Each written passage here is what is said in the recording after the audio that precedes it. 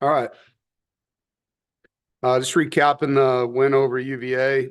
Like I said after the game, thank you to our fans and the students that came and supported the team. I know it was hot, 91 degrees and noon kick, and means a lot to the program, to the staff, the players, and it helps us in recruiting so much. And just continue to show up, be loud, be supportive. It matters, and we thank you guys for it. It's great to be 2-0, and comeback wins are special for sure. Thought UVA was a really good team. They did a great job in the game, and they've improved their roster tremendously. Tony's done a great job leading that program. And early in the game, we were on our heels defensively. They did a lot of good things on offense and a lot of pre-snap eye candy, and our guys were tentative at times. It took a half to settle them down. I was really disappointed with our third down defense in the first half, and that was really the story of the half. They were 10 of 13, and we have to win our share of critical downs, especially when the down and distance is 3rd and 8, 3rd and 9, 3rd and 10.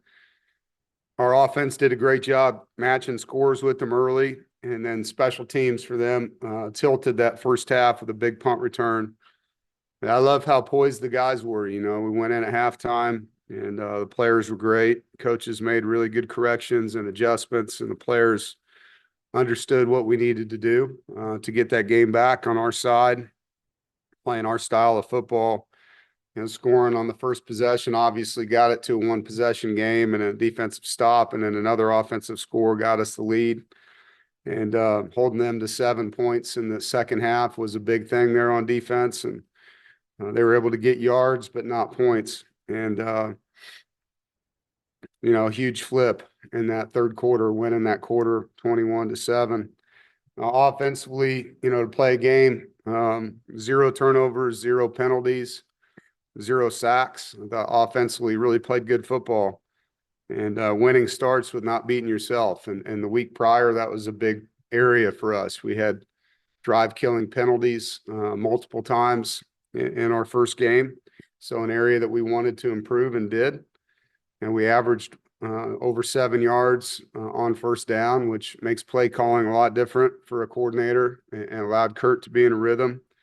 And so that was huge to have the first down success that we did. And that was an area, again, that we needed to improve from week 1 to week 2 in the season. And we were successful with that. Our run game was a huge part of that, averaging 6.2 yards a carry. Was huge, and there was multiple people involved in that. Obviously, the blocking from the O-line, tight end group, the receivers, but the backs ran really hard, protected the football. CJ ran hard, protected the football. We had 11 explosive plays and 19 plays over 10 yards in the game. I thought the pass protection was outstanding. There was a lot of clean pockets for CJ to throw the football, and when he had to, he used his legs. He had a great scramble for a touchdown later in the game. Our tight ends continue to be a big factor. Justin's really playing at a high level with and without the football. I thought Cody and Dante both came in the game and did some really good things in our 12 personnel. Shakarius Peak had a great football game.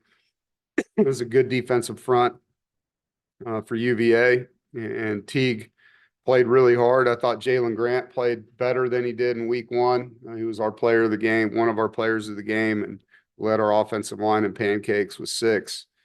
It was great to see Yusuf get the start and play physical football for us at right guard, and Kamen and him rotated, and Spike got some valuable reps at left guard and center. So it was good to get some reps on the O-line and see those guys continue to grow, because there's some inexperience in youth with those guys I mentioned.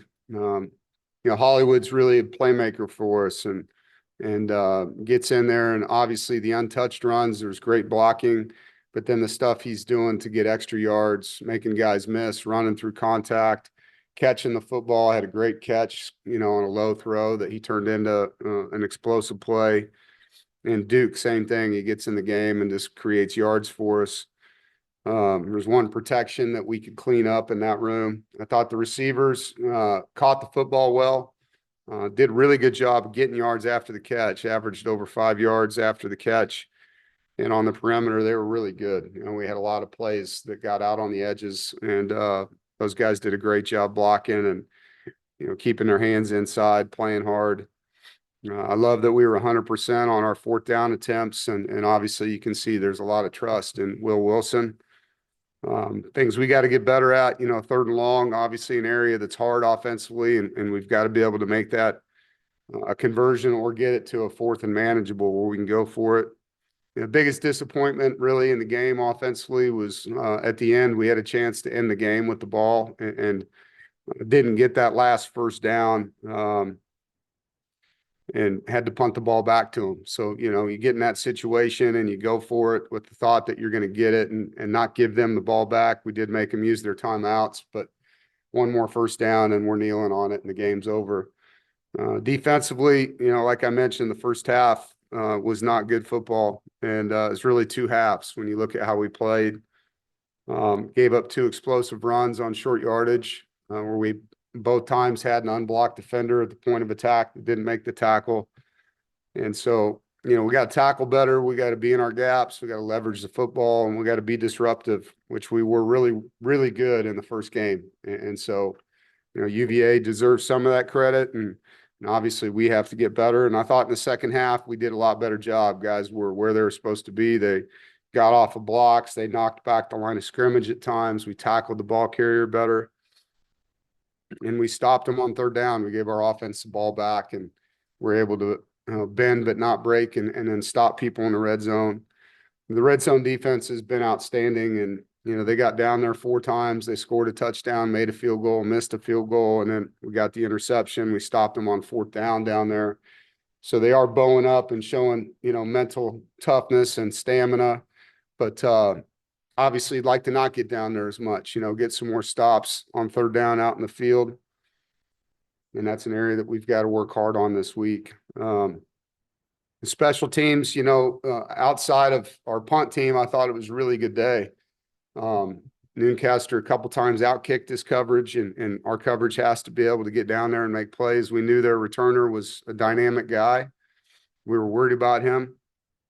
And one time we had a low punt, which helped them. But those yards helped the offense for the other team. And so, when we're out there on a punt team play, we've got to set up our defense with hang time, distance, and coverage.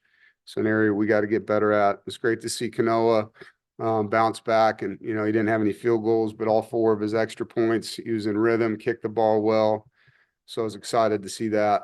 And now a quick turnaround, going from a Saturday kick to a Thursday kick with Wake Forest, our first road game, first conference game. Since UVA was non-conference, our first conference game, and they're 2-0 as well, coming off a blowout victory over Western Carolina, where they looked really explosive on offense. They've got some guys back that we've played. Their tailback, obviously, is a really talented young man, Claiborne, number 1. He had 4 explosive plays in their last game. Their quarterback, 2-time transfer, South Carolina and Auburn, is very athletic. He has a really strong arm. He runs hard, 220-pound guy, and he runs really, really physical. And they do a lot of things offensively to get the ball, obviously, to Claiborne, but with the quarterback in the read game, power reads, counter reads, zone reads, all the things that they can do to make you defend him. They've brought in a slot receiver, number 10. That's 5'7". That's a dynamic football player. He's also their kickoff returner. And so they have some explosive pieces on offense. Defensively, they play really hard. It's when you watch Wake Forest on defense, they're sound, they're physical, they run to the football. They rotate guys on the D-line. There's several guys we're used to, I guess you'd say, familiar. Anderson's been there forever and is a good football player. In the right place, plays hard. Their strong safety tongue makes a lot of tackles for him. He's rangy. Outside linebacker, 24, same thing, makes a lot of tackles for him. Their D tackle or nose guard, 94, we played against last year. And then they've got a few new guys. Their edge player, number 11, Hardy's been really good for them. Is long. UConn transfer, does a lot of good things for him in pass rush as their buck. And then defensive tackle 52 has been really disruptive in the first two games. And so, new staff for them, some carryover players, but a lot of new guys. And so, getting into the third game still with several unknowns, because you don't have a lot of sample size. And, especially when you look at their second game, they blew them out. So, you don't get a 4-quarter view of who they are. As far as the game itself, it's a rivalry game. It's the second longest consecutive game in our conference since 1910. It's our second in-state opponent, and opportunity to take our show on the road, and that brings new challenges. So for this football team, our first road test and a short week. And so, we've had a Thursday game coming out of training camp, a long prep getting ready for game 2, now a short prep for game 3. We have no routine, and that's our routine right now. It's different every week, and it's unique. You have less time to prepare as a coach. You have less time to recover as a player. You have less time to practice, less time for everything. And so everything's, being squeezed into a short window, and you got to balance it all for the guys. And they were awesome today. They came in with a lot of energy. They're excited to play, and they're excited to get better, and I think that's the thing that makes this football team so fun for me. It's just the team leadership, and how they push each other, hold each other accountable. They don't let wins, even though we've had 2 really good wins, they don't let those things take away from their hunger to get the next one. And that's what we have to do. We have to get better every week. And this conference has always been that way. Every ACC opponent is a team that can beat you. And it starts with us getting better and trying to fix the things that we need to fix, getting ready for this game. Questions? Rod, what you got? Yeah, Dave, how do you assess what CJ Bailey has provided at QB through 2 games, and how calming is it to have a captain in command like that leading your offense as you, like you said, prepare for your ACC opener and first road game of the season? Yeah, he's playing at a high level. He sees things, he understands the system, he's in command of the guys around him. He challenges people, he challenges himself. He has a knack for just knowing what to do. Sometimes it's not perfect, I mean, they're coming with an unblocked guy on a blitz, and he sees it, he feels it, he gets out of contain, he runs for a touchdown, and they had him dead to rights with that pressure, and he did a great job just making a play. He knows who his guys are, he knows where to throw the football to them, and what he does on the sideline as a leader compared to last year is night and day. He's always had positive energy and enthusiasm, but he has command now, and there's a command presence about him where he's talking to the defense, he's talking to the kickers, he's amazing on the sideline. And so it's great, and it's an extension of the head coach when you have a quarterback like that. And it's awesome to see CJ doing what he's doing right now. I'm proud of him. Noah? I guess sticking with the quarterback theme, what was it like for you to see Will get out there for a couple plays? And, how much is getting there on 4th and 1 really help just get him acclimated to the pressure of college football in case you need to use him, in a Yeah. bigger role down the road? Like I said, it shows that we trust him to put him in the game in those scenarios. And, Will's a tough kid. He's competitive. He's super strong. He's very, very, very into the game plan. And because of how he practiced the last 2 weeks, I had no hesitation. I actually thought we'd get him in the first game, and we didn't. And so, when those down and distances presented themselves in situations, it gives us a chance to get a guy in the game that obviously can run, but he can do a lot more than that. And so excited, that we got him in, that he had success, and that he made 2 big plays, to move the chains. And that's a confidence builder, not just for him, but for all the guys on the field with him. Corey? Dave, you spoke about him earlier, but Damon Claiborne, that matchup, obviously coming up this week.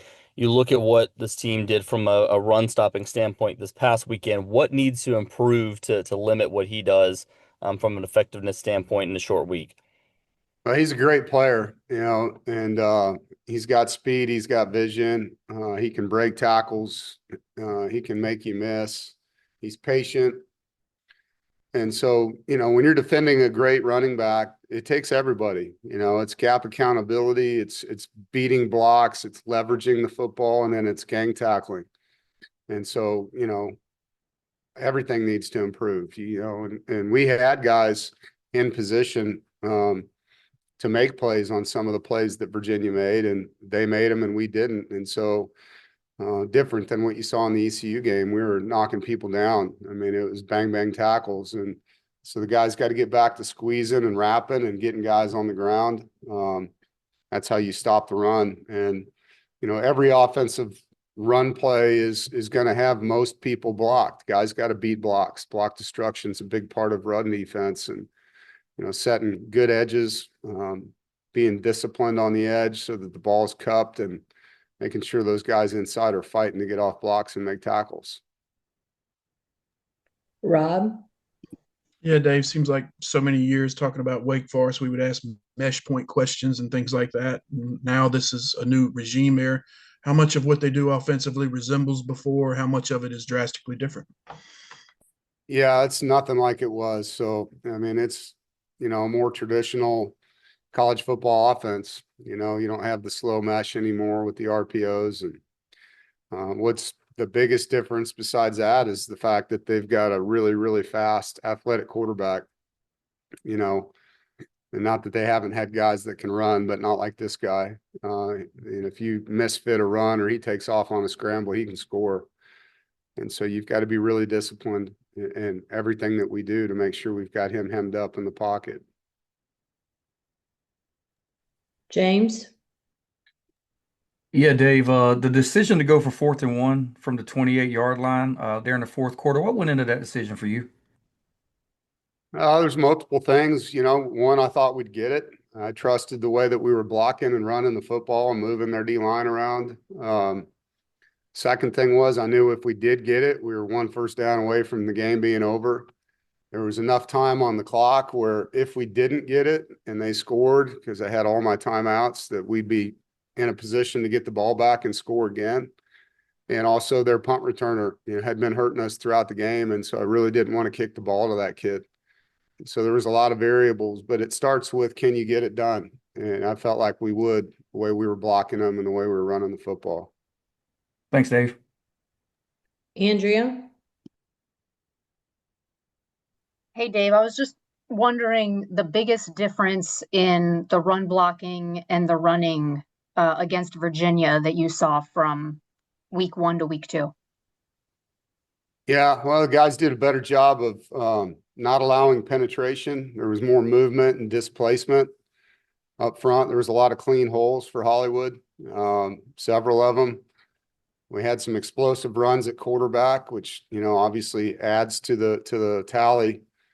But ECU was able to get on our edges more and create disruption in our backfield. And there was, 10 plays that were negative plays in that game. We only had 5 negative plays, had no sacks, and, all those negative yardage obviously hurt your stats. So they just did a much better job owning the line of scrimmage and creating vertical movement. And if I could ask one more, just being able to start 2-0 and win close games the way that you have, what does that do for confidence and for momentum, especially because you've got new coordinators, guys are getting used to maybe a little bit different things, but to know, yeah, we can win close games. We saw massive improvement week 1 to week 2. What does that do for the guys?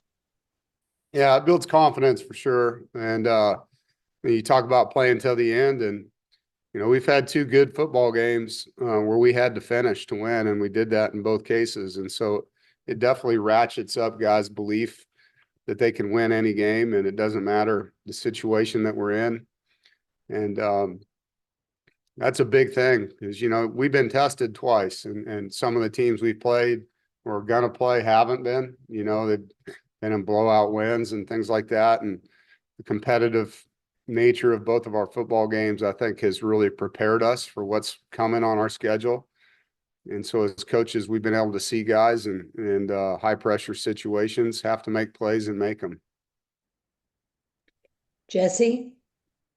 Hey Dave, thanks for the time. Just curious. I know, obviously this past weekend's game against Virginia didn't count as an ACC game, and you talked about the rigors of the ACC in your opening statement. Does it make it easier in a way preparing for an opponent, knowing you've kind of already, you've already played, quote unquote, a conference opponent, even though it didn't count in the standings?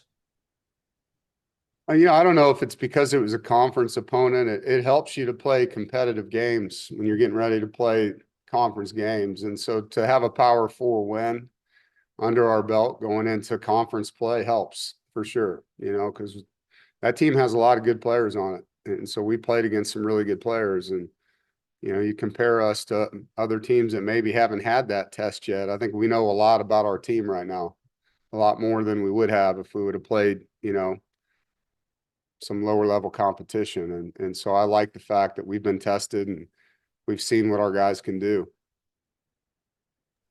Kate?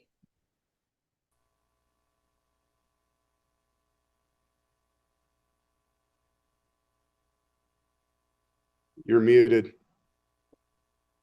Sorry. Kate, did you have a question?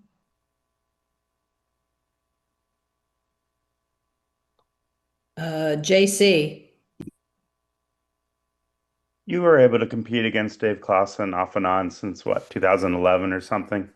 Have you gotten to know anything a little bit about the new Wake Forest coach? Have you noticed that you guys have some similar backgrounds and probably both know what a spotted cow is? Yeah. No, I definitely have been around him a little bit, and the things that we do together as head coaches, different events and know his background. And, he's worked with some really good football coaches and have great respect for, what he's done, and who he's been with. And so, he knows how to win, and he's got good energy. He's done a good job recruiting, and you turn on the film and I know he has a defensive background and you can see that those guys are playing hard on defense. I mean, you can see it. Jaden? Yeah, you mentioned, winning these close games the last couple of weeks. You were in a bunch of close games last year, but you were on the other side. How much does that experience, do you think, help the returners in finishing them this year? Well, it was a lot of fuel for this offseason, when you win 6 games and you lose 5 one-possession games. I mean, you're pretty close to having a hell of a season, and close doesn't get it done. And so, there's a lot of detail and toughness and film study and football IQ for us as coaches, looking at what we did well, what we didn't do well, how can we be better. There's a lot of time spent on end of half football, end of game football, whether it's 2-minute or 4-minute. And so, you really work hard on your weaknesses, and that was a weakness for us last year. I've been in a lot of one-possession games in my career as a head coach, and, won a lot of them. And you got to have players make plays in key moments, whether it's a big sack or Kean's interception, last second field goal, a great play by an offensive player to score. You got to make a play, and you got to prevent them from making a play. And so it's play calling, it's players, and it's toughness. And so, yeah, I think for the guys that are returners on our team, those losses were fuel in the offseason. And for our coaches, it was fuel. And so far, you can see the time spent has paid off, and we got a lot of football ahead of us. So when you look at teams across the board from college football to NFL football right now, 80% of the games last year were one-possession games. And so you got to be able to win those games if you want to make it to where you want to make it in the end. Noah?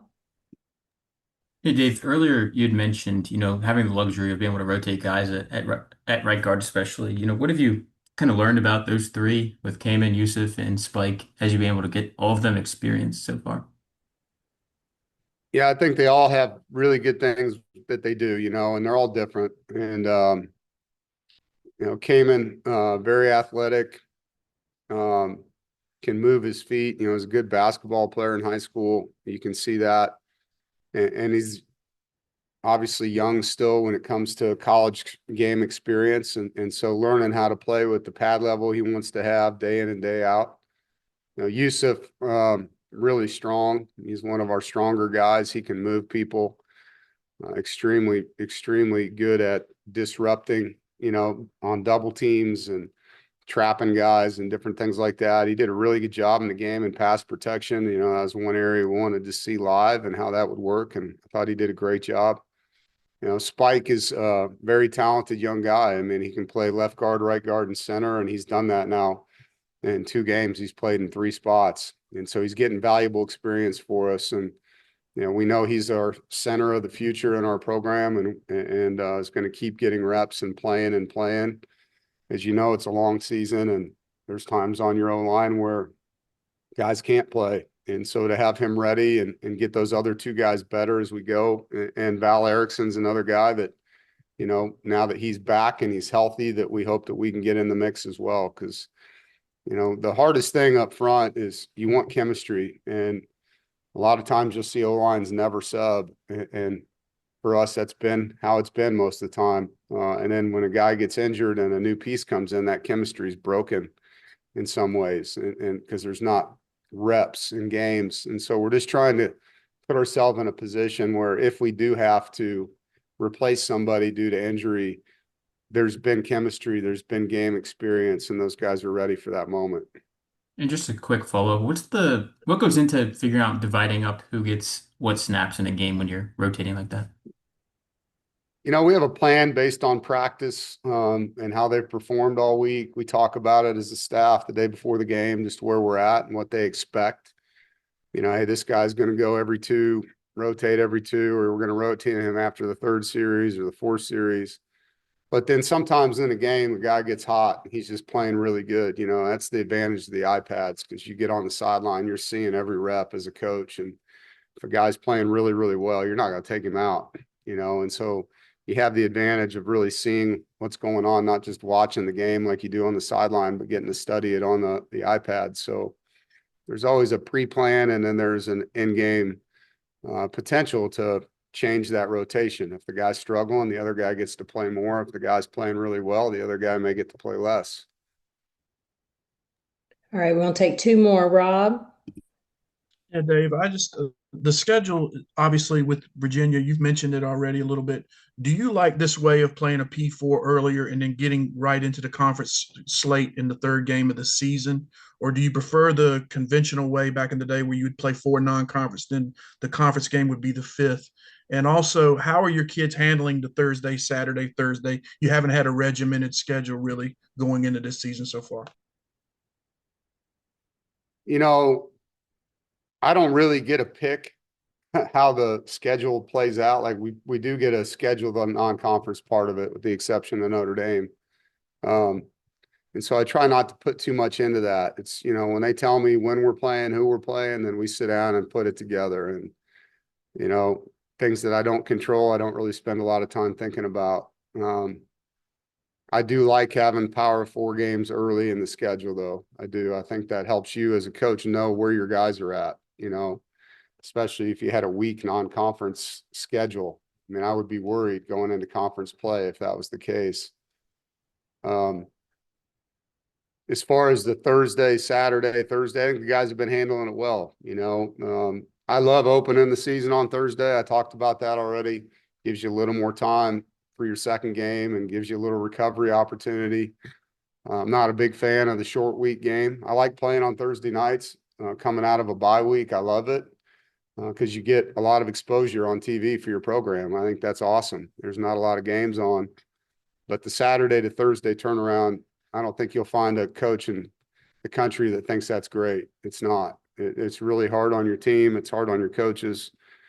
And, you're traveling on a Wednesday to play on a Thursday, and you just finished playing a few days before that, and it's hard.